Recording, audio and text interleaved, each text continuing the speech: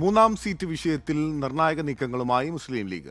Seat ആവശ്യത്തിൽ league നിലപാട് കടുപ്പിക്കും. മുന്നണി യോഗത്തിന് മുൻപായി മുസ്ലിം ലീഗ് സംസ്ഥാന സെക്രട്ടേറിയറ്റും നേതൃസമിതി യോഗവും ചേരും. രാജ്യസഭാ സീറ്റ് കൂടി ലക്ഷ്യം വെച്ചാണ് ലീഗിന്റെ നീക്കം. വരുന്ന 14-ന് ചേരുന്ന UDF ഉഭയകക്ഷി ചർച്ചയിൽ സീറ്റ് വിഷയത്തിൽ അന്തിമ തീരുമാനമെന്നാണ് കോൺഗ്രസ് നേതൃത്വം ആവർത്തിക്കുന്നത്. എന്നാൽ അതത്ര എളുപ്പമാകില്ലെന്നാണ് ലീഗ് കേന്ദ്രങ്ങൾ പറയുന്നതും.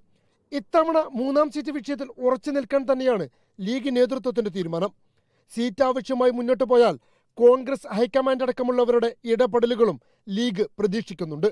മലപ്പുറം ജില്ലാ ലീഗ് ഓഫീസിൽ വെച്ച് ചേർന്ന നേതൃയോഗ ശേഷം മൂന്നാം സീറ്റ് വിഷയത്തിൽ ഉറച്ചു നിൽക്കുന്നുവെന്നായിരുന്നു ലീഗ് നേതാക്കളുടെ പ്രഖ്യാപനം.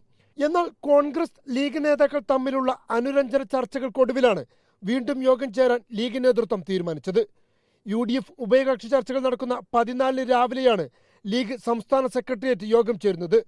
ശേഷം സംസ്ഥാന നേതൃസമിതി യോഗവും നടക്കും. തിരുവനന്തപുരം പാണക്കാട് ഹാളിൽ വെച്ചാണ് യോഗം. അന്നേ ദിവസം നടക്കുന്ന മുസ്ലിം ലീഗ് നേതാക്കളുടെ അനുസ്മരണ പരിപാടിക്ക് ശേഷമാണ് ലീഗ് നേതൃയോഗം ചേരുക.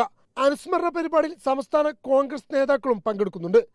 മൂന്നാം സീറ്റ് വിഷയത്തിൽ പ്രവർത്തകരിൽ നിന്നടക്കം കടുത്ത സമ്മർദ്ദം നേരിടുന്ന സാഹചര്യത്തിൽ രാജ്യസഭാ സീറ്റ് കൂടി ലക്ഷ്യമാക്കിയാണ് ലീഗ് നേതൃത്വത്തിന്റെ കരുനീക്കങ്ങൾ.